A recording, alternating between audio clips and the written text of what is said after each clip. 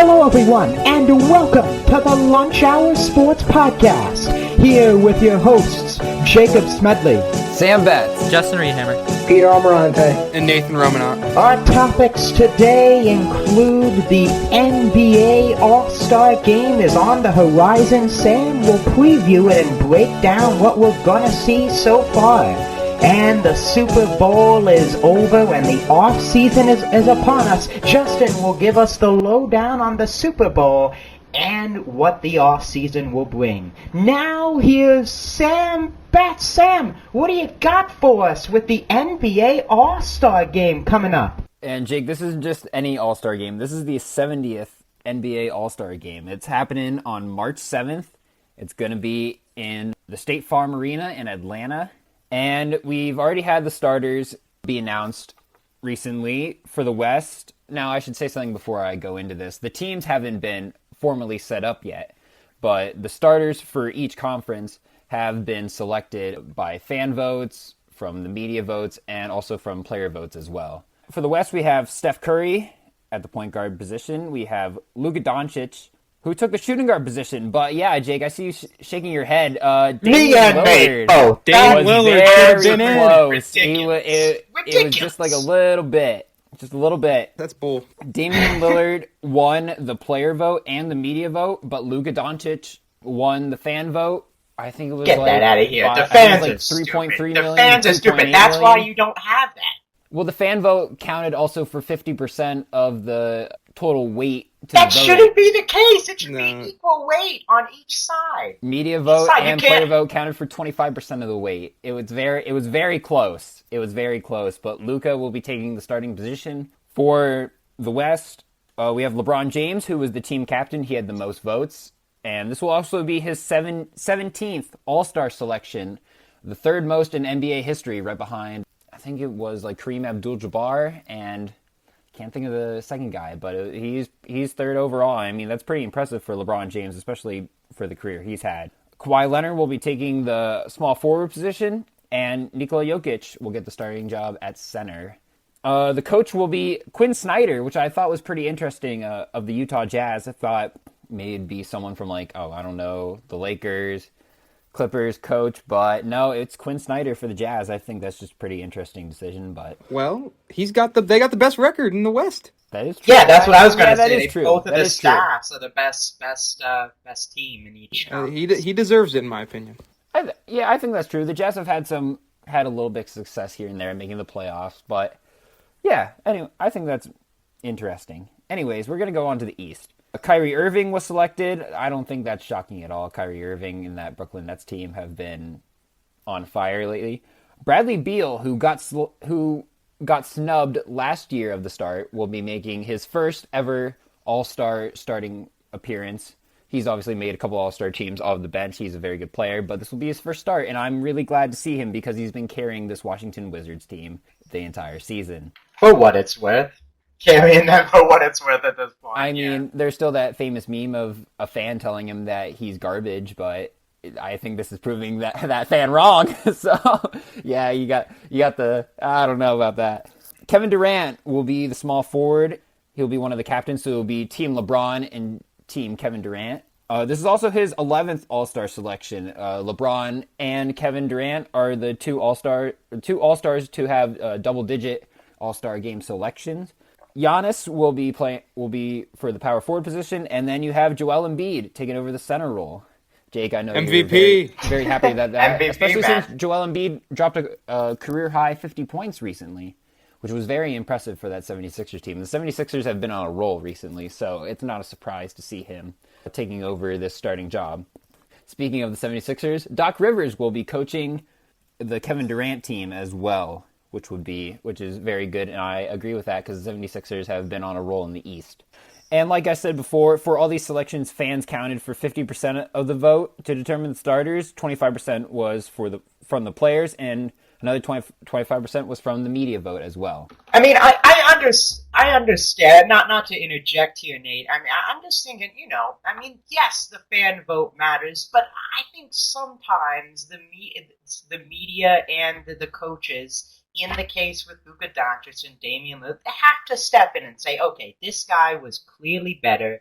He deserves to start, and we'll go from there. In those close cases, of course, like the stars, Embiid, Giannis, LeBron, you let the fans you have that kind of majority opinion too. But I mean, when it's kind of close like that, and you have 2/3 the media and the coach, I think you got to overrule in that case. No, I agree, and it was very close. I mean, I don't get me wrong. I love Luka. Luka is averaging almost. I think he has like 20. He's averaging 28, 29 points.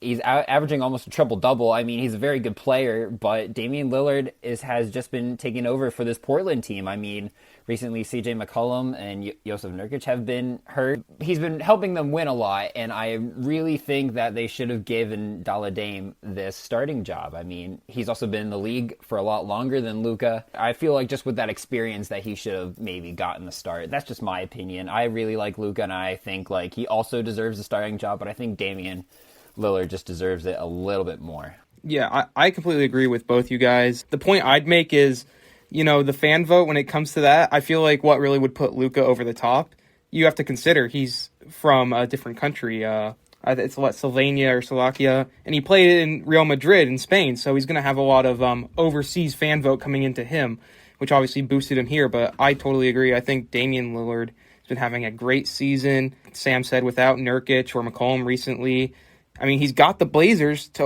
I think it's 4th in the West right now. So, they're doing really well, playing great basketball without 2 other stars, and that's mainly come down to Damian Lillard. All right, yeah. So as we move on here, we have the draft format. Now, the NBA All-Star Game has been doing this recently. Like I said before, Kevin Durant and LeBron James are going to be the team captains for each team. Team LeBron James, Team Kevin Durant. And they will be able to draft the starters first. So they're going to have a pick from all the pool of the West guys and all the pool of the East guys. So you'll see, like recently you've seen like Steph Curry's going to play with Kevin Durant now, with Kevin Durant being on the East and Steph Curry being in the Western Conference. It's a little weird to kind of see, but they've been doing it recently. I don't know. What do you guys think of this draft format? I just kind of want to get a little insight from you guys. I'm not big into the NBA. I don't watch a whole lot, but I think that it's an interesting draft. I think it's really cool how players from different divisions can come in and play. Like you said, Kevin Durant will play with Steph Curry, who's from another division, and they get to kind of work as a team instead of, I guess, against each other. And I just think it's a fun way to mix things up a bit, instead of playing with just strictly players from your division, of course. Yeah, I think Peter brings up a great point. I mean, you have different guys playing with one another, and I mean, there are people out there, who will say, "Oh, that could spark super teams." You have those guys playing on the same, with the same captains. LeBron and AD was a few years ago when they won the same All-Star team, and then AD got traded to the Lakers. But I think it's great. I mean, you have that kind of fantasy aspect to the game. How big, of course, us being fantasy football guys, but also fantasy bat and how everything blew up that way. So yeah, I think it's a great way. These guys like having.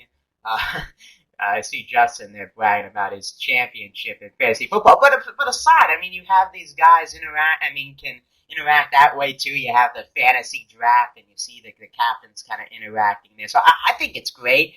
I also want to add in, I mean, not to get sidetracked before Nate, I want them to do the whole fundraiser thing again, like they did, I think, last year too, with the All-Star Game, implementing that into it. I think the players responded very well to that. We'll talk a little bit about that coming up here in a second. Nate, what do you have to say? Oh, yeah, I agree with both Jake and Peter on this one. I love how they mixed up the All-Star Game.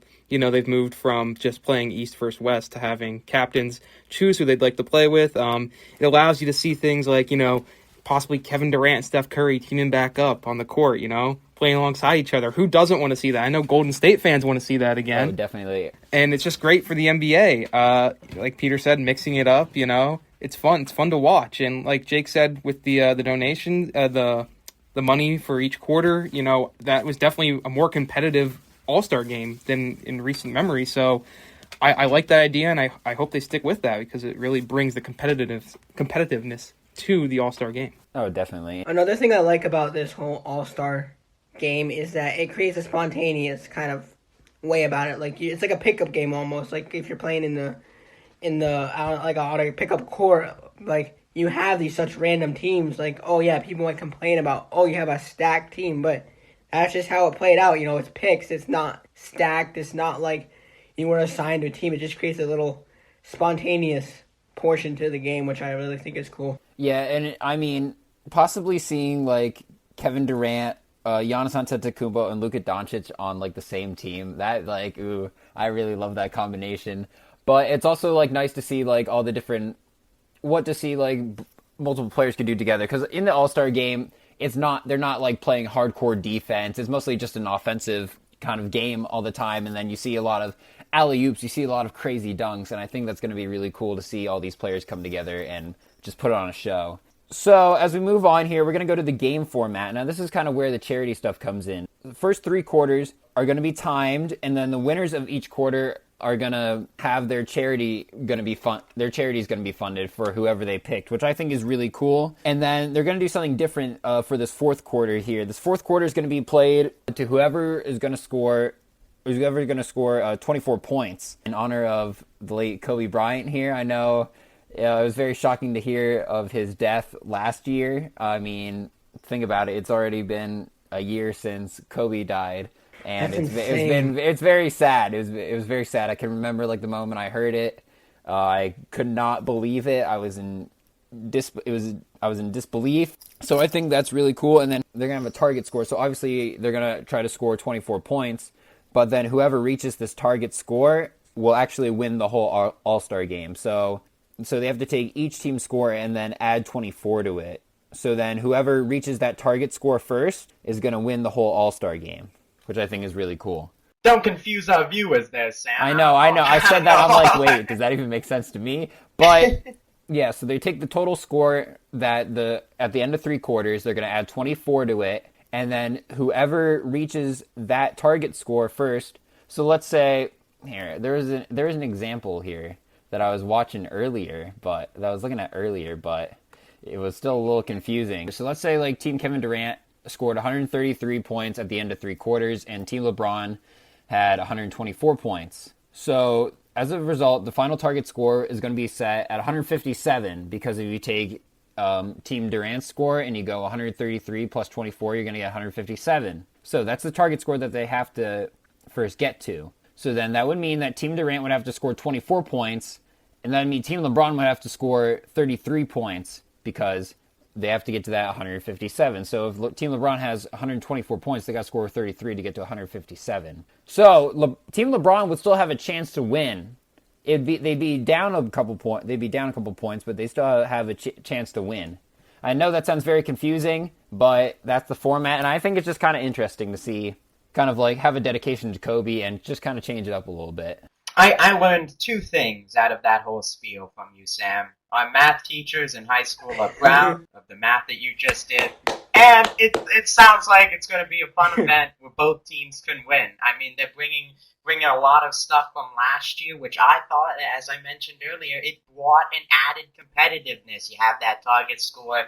Wonderful that it's remembering Kobe and all that. And it stinks, of course, again with the pandemic. I mean, you could feel the energy in the All-Star game when you had the 2, when it was in Chicago, they had the 2 kind of groups there, and they were both cheering on their side. I mean, that energy was great. I mean, that unfortunately won't be there. But I mean, yeah, I love the format, and it should be fun, even though, again, there is some opposition, of course, with COVID-19 in play. Yeah, and of course, along with the All-Star Game, you also have the Slam Dunk Contest, which is actually going to take place at halftime. It's not going to be its own separate event. It will take place in between the 2 halves of the All-Star Game, and also the Skills Contest and 3-point contest will happen before the All-Star Game. Obviously, we haven't heard who's going to be a part of all those activities, but we should hear in the next couple days, and I think, like always, they're going to be pretty interesting to see who wins and comes out on top. Obviously, with COVID, you have to talk about the health and safety protocols. So they're going to have like a mini bubble type deal in Atlanta where all the players and coaches are going to kind of stay in the same hotel. They're going to have private travel to and from Atlanta, and they're going to try to keep everything safe as possible and not have a COVID outbreak. Yeah, thumbs up to that. I mean, right? That's what we got to think about. All right. Last thing I want to talk about here, this is pretty quick for me. It's not going to be too over the time I usually go. Stop. But I gotta bring it back. I just want to talk about some possible predictions for the reserves. The reserves list is going to come out on Tuesday. They're going to also be a part of the draft to see who goes on who, but we don't know who's there yet. A couple guys I want to talk about for the East.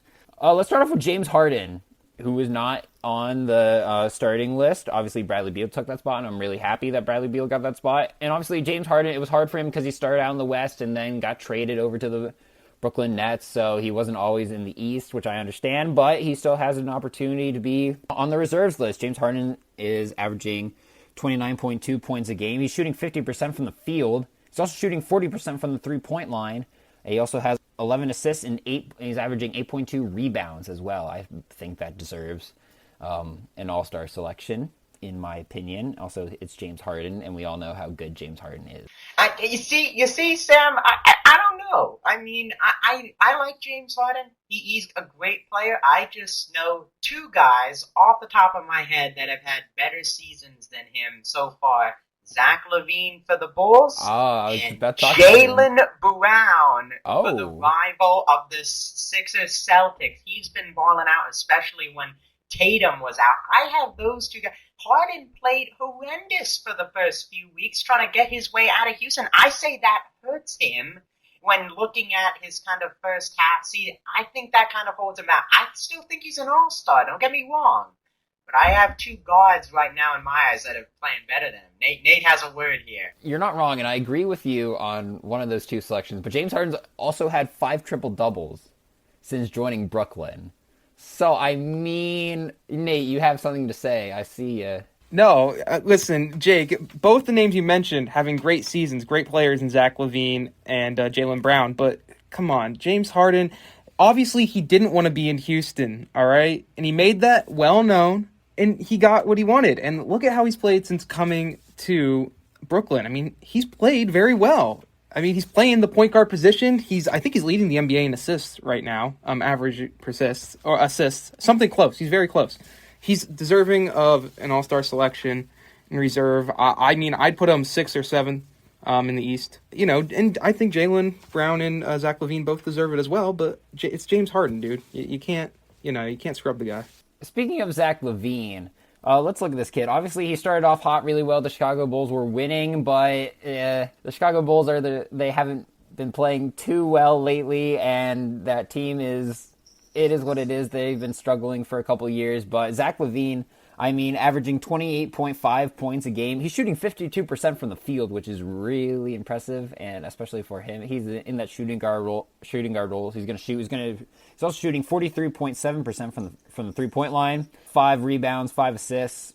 I'd say give him that all-star reserve spot as well. That's just a couple guys. Obviously, there's guys like Domantas Sabonis, Trae Young, Julius Randle. I'd say put him on that all-star game, helping out that Knicks team. That's just a couple guys. Obviously, each team is allowed 7 reserves. That's just a couple off the top of my head and that I wrote down. But now, lastly, we're going to go on to the West. Obviously, Damian Lillard, we've mentioned him before. We're going to mention him again. Averaging 29.8 points a game. He's shooting 45% from the field, 38.4 from the 3-point line. And he's also averaging 7.7 assists a game. Give him that reserve spot. Now, there's one guy here who's been infamous, and Pete knows who he is, and I think he deserves an all-star selection. Pete, you want to introduce him? Zion Williamson! Zion Williamson! I've been waiting to do that all day. You don't understand. My boys cracked up so happy. There's a couple guys I put above Zion, but I think he deserves an all-star spot, averaging 25 points a game. He's shooting 62% from the field, which is really good. 37% from the 3-point line. He's averaging 6.7 rebounds. Give him a shot. Another guy's just a couple off the top of my head. John Morant, Rudy Gobert, just to name a few. Donovan Mitchell. Yeah, I was going to say, you mentioned Gobert. Donovan Mitchell. Yeah, give him a spot, too. Yeah, I'd say give them a spot, too. That's all I got for the All-Star Game. Should be pretty exciting. I will probably be watching it if it's on TV, because, at college, very cheap about the cable channels that you get, because I wasn't able to watch the Super Bowl. I had to watch it on my computer, but hopefully the All-Star Game will be on TV, and it'll be a fun one. I wanted to ask this before we transitioned into the NFL. Mentioning my favorite, just kidding, one of my favorite NBA players, Zion Williamson. Do you think he's going to be a dunk contest contender? I think that's not too far. I mean, I think he'd show Not up. too far I think he'd go yeah. off. I don't think it is. I think he could definitely. I mean, we've seen the videos of Zion in high school. We've seen him in college dunking. With Duke? Oh we've my seen him gosh. in the NBA dunking. I don't think that's too far. I think that'd be amazing to watch him in a dunk win it competition. too.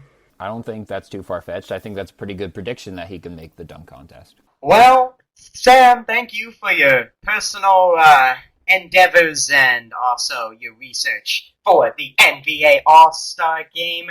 The Super Bowl was a few weeks ago now, and Justin, what do you have for us? Thank you, Jacob. Well, last time we were here, guys, we were looking ahead to the biggest game in sports, the Super Bowl. And right now where we sit, we're going to take a look back and a look forward to what's going on in the NFL landscape right now.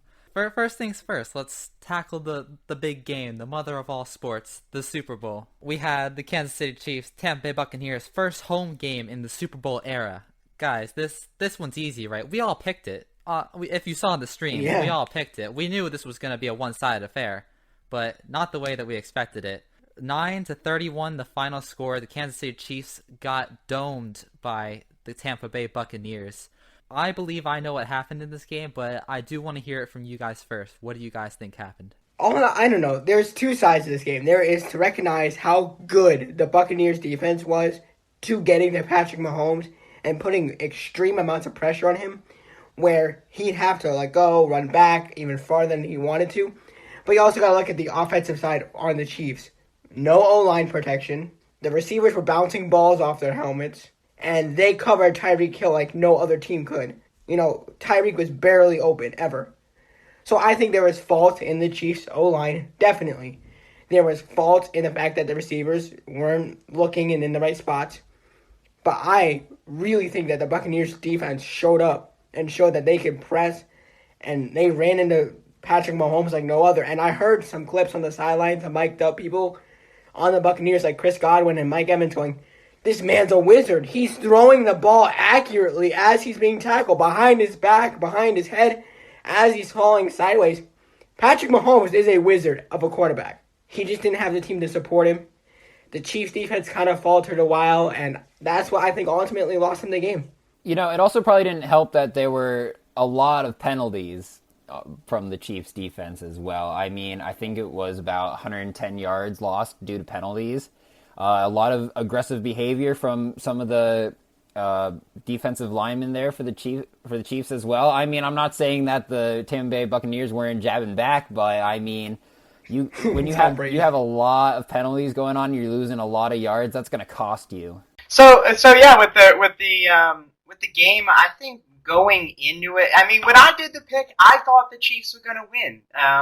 The week before that week, I started leaning towards the Bucs, and by the Sunday, I think I was on the Bucs train more than I was a week prior, and just what they did offensively and defensively, like Peter mentioned, with pressuring Mahomes, making him run for his life. They were missing 2 offensive linemen, but I think looking at the other side of the ball, what the Bucs were able to do offensively, playing it simple, running it down the Chiefs' throat, and hitting guys in stride. Their offense moved smoothly the entire game, and that's why it was a blowout to the end of the third. So I think all around, you got to give the Bucs a lot of props.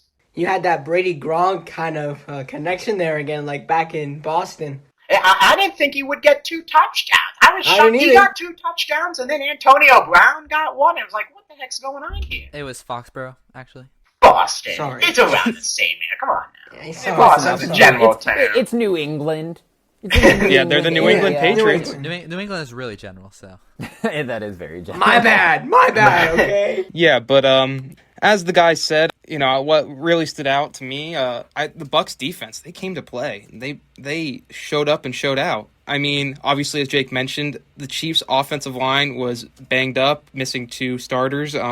And really, that's what it came down to in the end. I feel like I still give major props to the Bucks defense, who gave up over 200 yards receiving to Tyreek Hill in the regular season in only one quarter, in the first quarter of the game they played against each other. And to come back and, only give up, I don't even know how much it was. It wasn't that much. What was it? I think 73 yards. They only gave up 73 yards throughout the whole game to Tyreek Hill. So they really stepped it up, played a terrific game. Got to give a lot of props to the Bucks defensive coordinator and the coaching staff and the players. As Peter mentioned, Gronk scoring 2 touchdowns with Brady, that connection, Antonio Brown scoring. Just, these guys who were kind of like cast away. Antonio Brown, nobody ever thought he'd really amount to anything else in the league after his whole bust-up with the Steelers and getting dropped by the Raiders. And then you have Gronk, who just came out of retirement. And Leonard Fournette, whose career in Jacksonville really took a spiral downward, but all these guys bounced back and they put together a championship caliber team, and they were really important parts in this team. And really, on the offensive side of the ball, is what led them to win. Did y'all see how hammered Brady got at the parade? He threw the Lombardi Trophy across the bay to the other boat. He threw the Lombardi Trophy. He got in trouble for that. Yeah, fun fact. I would imagine you would. I learned about that. There was a time where Gronk got in trouble for damaging the Lombardi Trophy, like making a dent in it with a baseball, and he wasn't allowed to hold it the next victory because of what he did. Do you think that's going to happen to Brady now that he chucked it across to another boat? I don't think Brady's going to win another Super Bowl, to be honest. Ooh. Oh, wow. Hot take already. Hey, listen. If I've learned anything from this experience of choosing wrong and choosing the Chiefs, which it wasn't necessarily bad that I thought the Chiefs were going to win. It's just that you can't go against Tom Brady. I've learned too many times that if you go against Tom Brady, you're going to be wrong. Hold on, I want to see what Justin. As the only fan in the NFC East or the AFC East here, I'm going to tell you, always go against Tom Brady because eventually he will lose. Never bet against Tom Brady. You don't bet against him. That's true. Justin, what are you talking about, dude? What are you talking about? Yeah, okay, that's... Eventually he'll lose. It's got to happen someday. Guys, I just wanted to ask a question here before Justin moves on. Does this cement Brady, if he already wasn't, as the greatest quarterback ever, I especially Justin just said he will lose. I want to hear his on that. Did this cement Brady as great? If he just retired tomorrow, cemented him. For right now, yeah, he is the greatest of all time. For now, yeah, I'd say for now as well. Yeah, he's definitely. I think Patrick Mahomes is on his tail though. I think Patrick Mahomes, the way he plays. Interesting. 5 to 7 years, Patrick Mahomes will be the greatest of all time. No, yeah. you can't. But I know. No, see, I don't think you can say that now. I mean, Patrick Mahomes is the future. You could say that Patrick Mahomes is the future. I mean, the man's already won a Super Bowl in his very short career. You can say he's the future, but I don't think you can say if you give him X amount of years that he will be the greatest. Head to head. Brady has beaten him in an AFC championship, and he's beaten him at age 43 in the Super Bowl with less chemistry on his team in a COVID year. That's exactly for me. Mahomes could win 6 Super Bowls, but Brady would still be the GOAT. Yeah, the only thing that could happen is if they match up against each other next year and Mahomes does to Brady what Brady did to Mahomes this year. And essentially, I don't see that happening. Quite frankly, you can't have the notion that Mahomes will be the greatest of all time in 5 to 7 years. He won't even have the same amount. I don't even think he'll have as many Super Bowls as Brady in that amount of time. And I think he might be close. That's the thing. But it doesn't matter. If Brady beat him, he kicked his butt in the Super Bowl. Anybody can win on any given day. He kicked his butt. I get it, but it wasn't just Brady who kicked his butt. If it wasn't for that defense, Brady would have such more of a difficult time containing the Chiefs in that game. They played a great offensive game, Peter. Listen, I know they did. I'm not saying they didn't. I want to strip away everything the Buccaneers did, because in my opinion, that game came down to 3 things. And they were all on the Chiefs. Came down to drops, penalties, and the Chiefs receivers not knowing where they needed to be at the right time. Because I mean, you take the pressure. Yeah, there was pressure on Mahomes, but even when there was, he would make amazing throws and get it to where it needed to be. But when he did, the receivers almost every single time dropped the ball or weren't where they should have been when he was scrambling. So you don't away. think that the Bucs offense exposed any weaknesses in the Chiefs defense whatsoever during the Super Bowl? Is that what you're saying? I'm not saying that. I'm saying that the Chiefs should have won this game, and they would have if they didn't have so many miscues on both the offensive and defensive side of the ball. I still don't know if you could say that. I mean, the Bucs put 31 up on them. It would have been a close game, even if without the drops and maybe the offensive line not being as banged up as it was. It still would have been a close game. It would have been a whole new game. Brady down the stretch. I don't know if you can go against them, honestly. I'd say the same for Mahomes.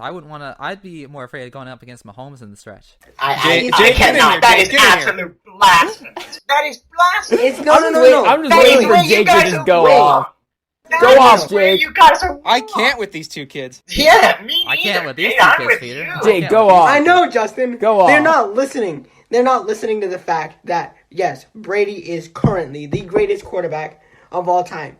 He has won 7 Super Bowls. He's 40 million years old, and everyone wants him to retire. I get it. We all want him to retire. He's too old for this crap. No one, and I mean no one, makes plays like Patrick Mahomes. No one can beat out defensive lines charging at you, dive, and make a sidearm throw like Patrick Mahomes. I've never in my life seen Tom Brady make miraculous plays like that and succeed. Never in my life. Let me echo something. What was it, Stephen A. or whoever said it on ESPN? Who has had offensive line issues and wide receiver troubles? Great quarterbacks. Russell Wilson, Aaron Rodgers. We can name a bunch of great quarterbacks who have had games or seasons where they don't have great offensive line play or great receiver play for that matter, and they still go out and win games. I mean, you have to try and overcome that stuff, and they did not do that. And you have to give props to the Bucs as well. The Bucs played a great game. I do. I definitely, and I gave the props to the Bucs, his defense, and yes, Brady and Gronk, great chemistry, Antonio Brown, Leonard Fournette. My point is that yes, I am admitting right now Brady is the best quarterback, but I do not think that you should count out Patrick Mahomes for that position. You don't see Brady making plays like him. You don't see Brady having connections with his receivers like Patrick Mahomes and Tyreek Hill or Patrick Mahomes. And yeah, well, Brady and Gronk, but Patrick Mahomes and Travis Kelce. But my point is, there's a time, there's a present, and there's a future. And in the future, you can't count out Patrick Mahomes. Listen, I just want to say this. I'm not counting out Patrick Mahomes.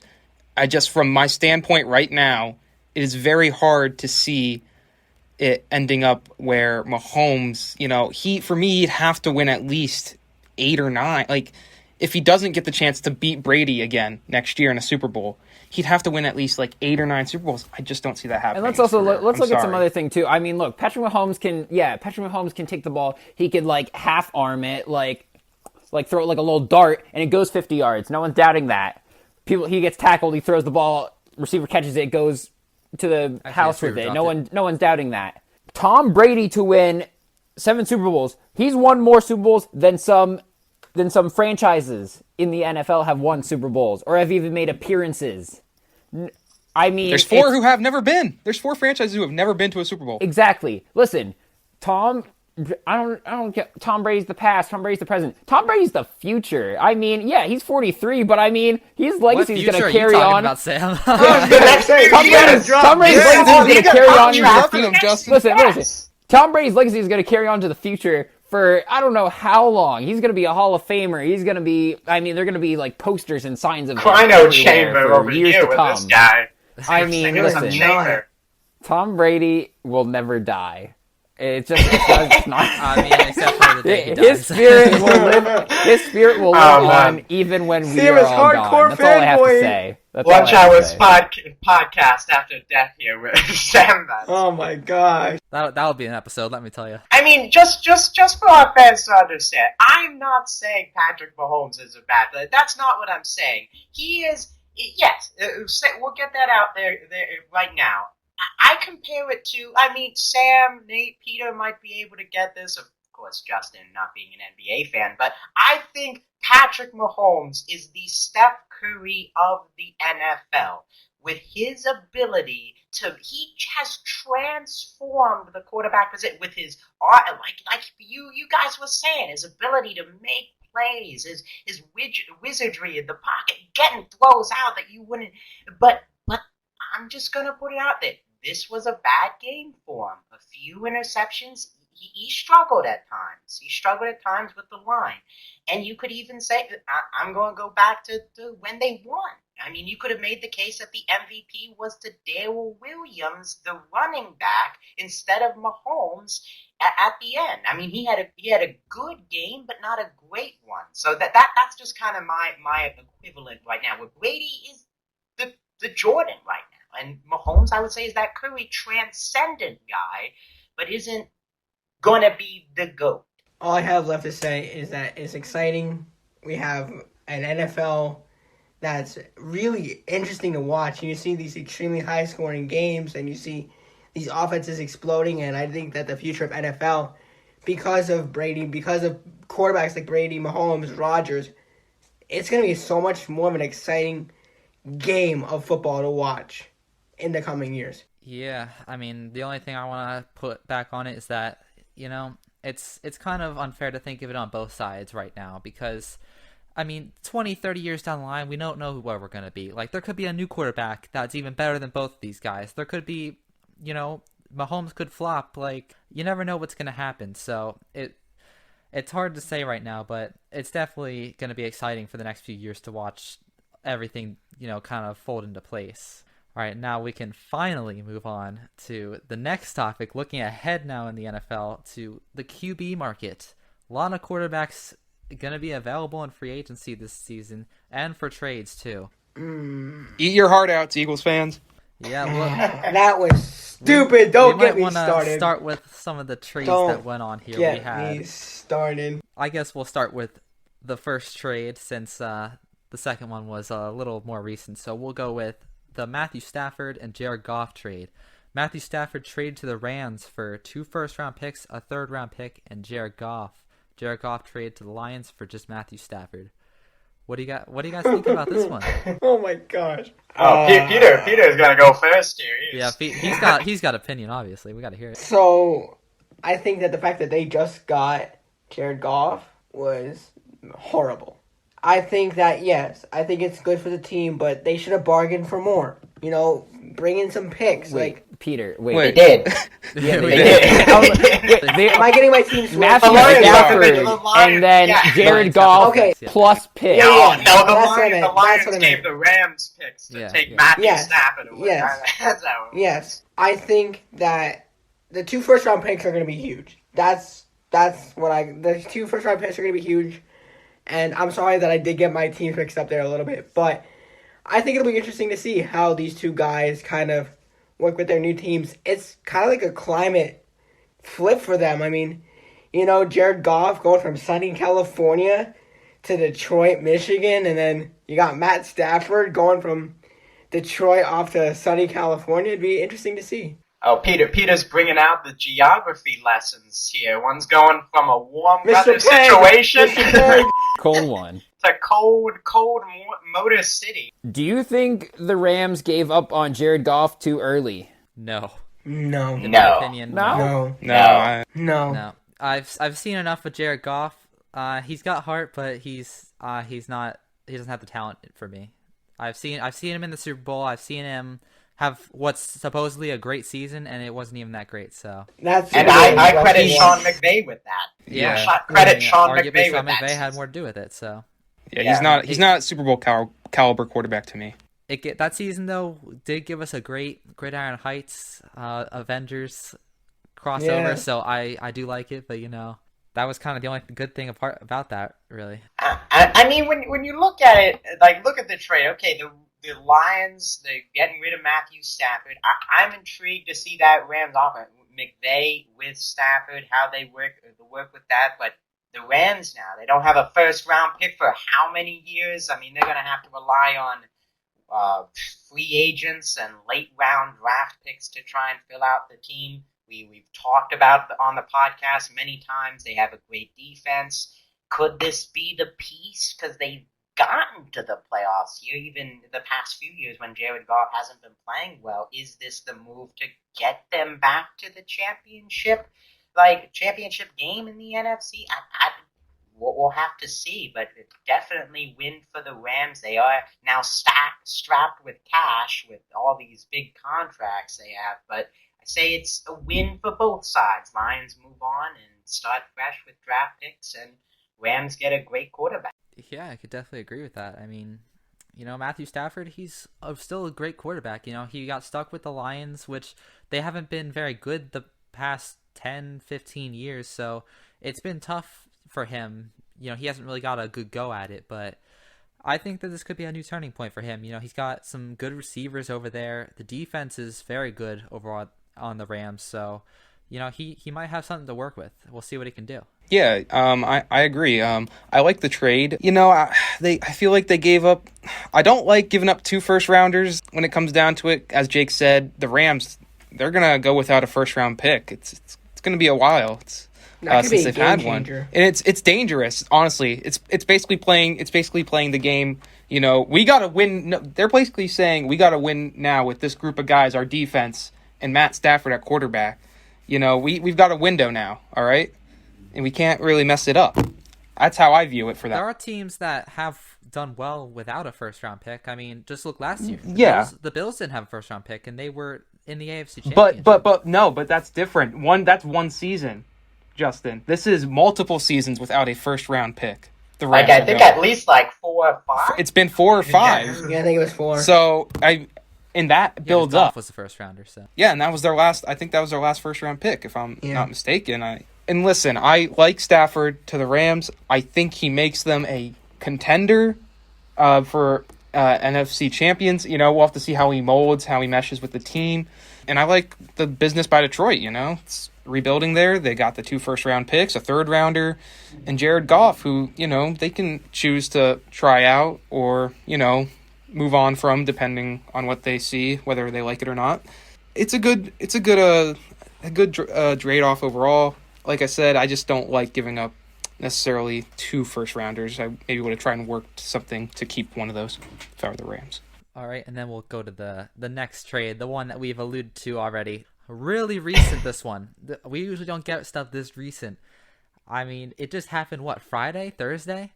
Carson Wentz traded to the Colts for a 2021 third-round pick and a 2022 second-round pick, which can become a first-round pick. I mean, they basically traded him for change, guys. That was point. Stupid. It's what he ended up being worth. And I mentioned this not to self-plug before my individual sports thing, but you wouldn't have imagined in 2017 Carson Wentz, with the year that he had, to be worth a third and a conditional second 3 years later with the season that he had. I mean, it's just what it ended up being. He wanted out. He wanted out of Philly, and he had a horrendous season, and that's what you're going to get for him.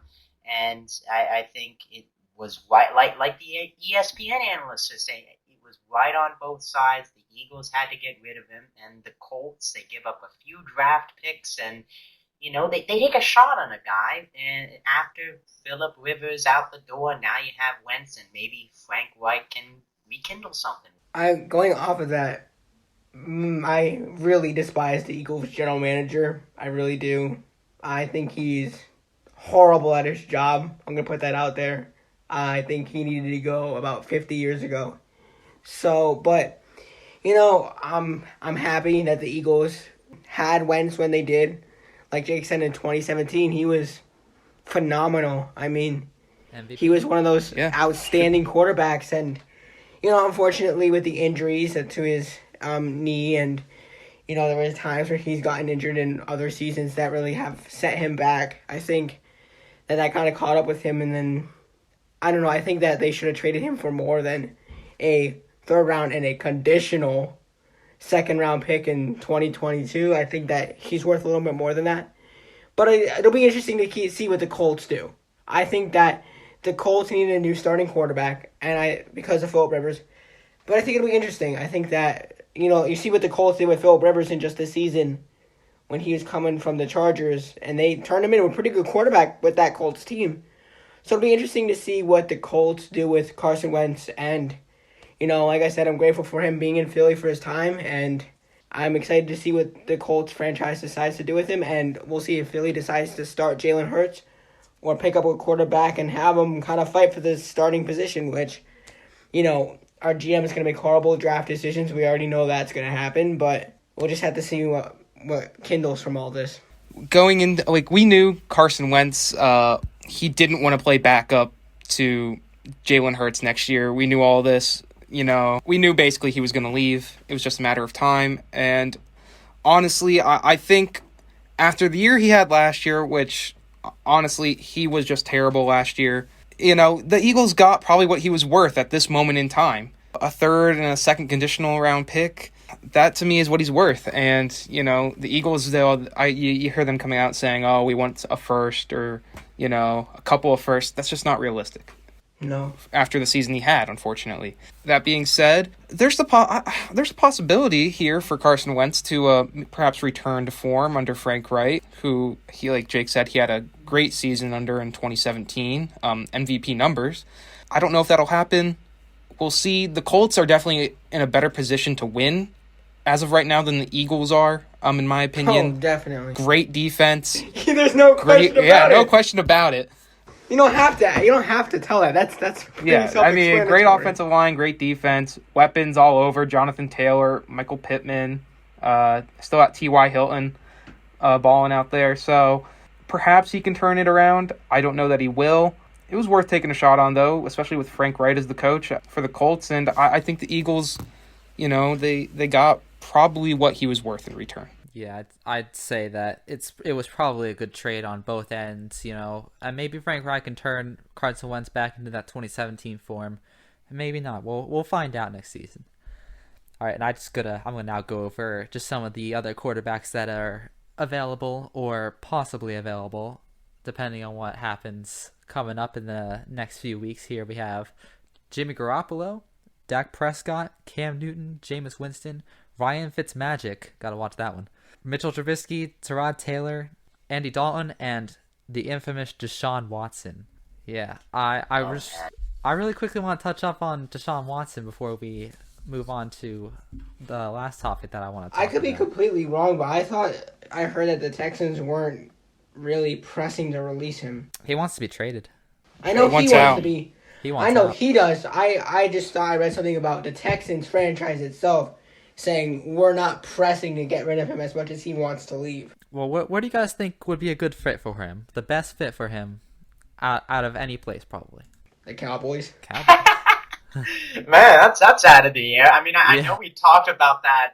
Talked about it on the stream for those who watched. I don't know. I mean, I still think the Bears should go after him. I mean, it's not a bad idea. Don't make the same mistake twice. In the sense that they didn't draft him. Of course, the whole thing still with they drafted Trubisky over Mahomes and Watson. I mean, I say you mortgage the house for him. If you understand that way. I mean, you've had quarterback problems with pair him up with Matt Nagy with the defense that they still have. I think that could be a scary team to the NFC if they can pick him up. I'll take this in a little different direction, Jake. I like the Bears, but I'm gonna go and I'm gonna say the Miami Dolphins. I think as of right now would be the best fit for Deshaun Watson. Look what they did last year. 11-5, just barely missing out on the playoffs. 10-6, my bad. Just barely missing out on the playoffs with Tua and Ryan Fitzmagic under center throughout the season, switching off and on. They're a team that's built to go to the playoffs, make the playoffs. And I like their defense. I like what they've got going on offense. Gesicki is turning into a top 10, maybe top 5 tight end in the NFL for me personally. I like their running game with Myles Gaskin. I like their coach, Flores. I think he's a great coach. And I think it's a place Deshaun Watson would be able to really flourish under their offensive scheme. And I just feel like that would be the best fit for him. But the Bears are also a good destination. I think those would probably be the top 2 destinations in my mind. I think we could all agree that if Deshaun Watson gets traded, the Texans are pretty much screwed. I mean, J.J. Watt being gone, you already lost D-Hop, and there goes Deshaun Watson. You're pretty much screwed. Yeah, I do like the Bears, like you said, but I think that if the Niners can't retain Jimmy Garoppolo, they're going to go for Deshaun Watson. So I go with I didn't think about that. You know what, though? Yeah. George Kittle and Deshaun Watson would be a crazy QB tight end That's what I'm matchup. saying. That would be insane. A lot and of another great big spots for NFC. All right, one more guy to really think about here. J.J. Watt, just released from the Texans, has a couple places he wants to go. What do you guys think? Because he's definitely landing somewhere. But there's a couple spots that he could go that it could really shape the end of his career. So what do you think? I mean, I know there's the whole thing, get all the Watt brothers together in Pittsburgh. I mean, you have TJ, you have Derek. No! He's gonna go to the Browns. I'm just saying, he's gonna go to the Browns. He's gonna be on the other side of Myles Garrett, and that would be scary. Win the division next year. You heard it first. He's going to the Browns. Jacob, I see Nate pointing to you, bro. That, and I thought about that combination for a second there. That would be a hard threat to face as an offense when you got 2 massive guys running at you who have numerous amounts of sacks per game and hundreds of sacks per season and year. Like these 2, Myles Garrett and J.J. Watt are 2 tanks. And as a quarterback, I'd probably just forfeit the game right then and there. I'd quit. I would really quit. Yeah, I couldn't agree more, actually. I did a little bit of note-taking before the episode, and number 1 spot on my list, first team I wrote down, is the Browns. They're right there. I can't agree with you more, Jake. I think that is truly the best destination for J.J. Watt. The idea of him and Myles Garrett on either side of the defensive line is just it's scary to think of it for a quarterback. Yeah, and Nate, how many teams do you have on there? How many teams? Just 4. The Browns. My second team would be the Titans, which I think would be a good team. A win. He needs to go to a win now. He's at the end of his career, basically. Maybe 3-4 good years left. Depending on whether or not gets injured. And the Titans would be a good fit, good defense. I like Mike Vrabel, Ryan Tannehill, Derrick Henry. They got a good offense. Definitely in a position to win. Like the Browns, who also have a good defense and offense. I then have the Bills, who me and Justin discussed them actually last night a little bit. It'd be a good fit for him. Definitely a team that's up there in the AFC. Like you said, they lost to the Chiefs in the AFC Championship game. He definitely boosts that defense. A little more intimidating too. And then the final team I had was the Steelers, but they're not really in a win now situation. They're not a team that's going to be capable of winning in that AFC in the future. So I just don't think he's going to go there. The only reason I could see it would be to play with his brothers, but for me, I feel like he wants to win before his time's up. And the best teams, the best options for that, in my opinion, would be the Browns, Titans, or Bills. Yeah, I have a top 5 of my own. At number 5, I had the Steelers just because of the connections. But number 4, I had the Buccaneers because they had defensive needs that they need to fill. And then third, I had the Browns. I think that would be a very good tandem. With Myles Garrett, J.J. Watt, that would be an unstoppable force you have there. And then you have my second, Green Bay Packers. I think that being on the Packers, he would just do so much for that defense that really needs a big boost. And then for my number one, I have the Bills there. I think that he'd be a Fanboy great, Of alert. course you do. Of course you do. he'd have a great scheme fit. That's why. That's my number one reason for that. He'd have a the great scheme fit. scheme. Honestly though, More like I think that if, What is this, Ultimate Team? no, but honestly though, I think that he would make the Bills defense just a little bit more intimidating than it is. But we'll have to see. We'll have to see what happens to him. Packers was an interesting pick too from Wisconsin. I didn't think about that. That would be next to the Browns. That's like 1A. That's 1B my number 2 right there, Sarah. Yeah. Because they're definitely a winning team. That should wrap things up for today's episode of the Lunch Hour Sports Podcast. Thank you all for listening. You can find future episodes right here on YouTube. Again, thank you all for listening.